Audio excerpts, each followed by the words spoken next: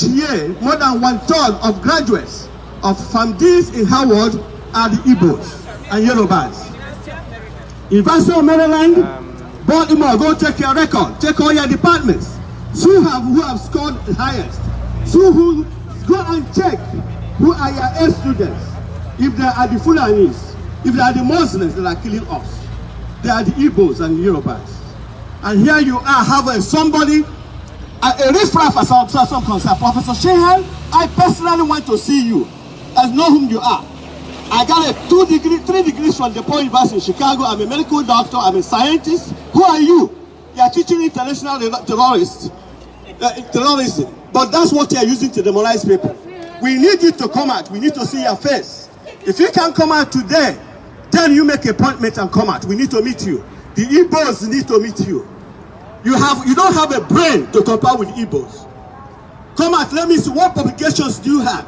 Bring them out, let's see.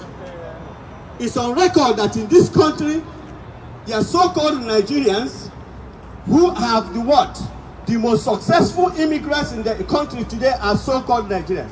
But they're not Nigerians. They're the Igbos and Yorubas. They're the Satans. Because you benefit. It's about time we go home.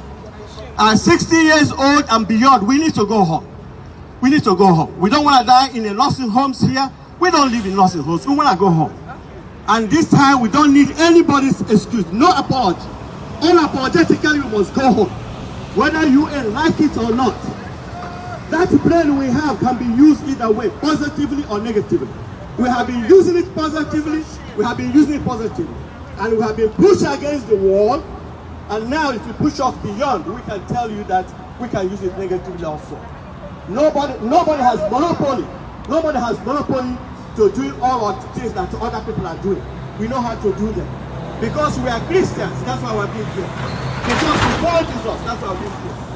So we want Professor Shehan, with all due respect, you need to come out.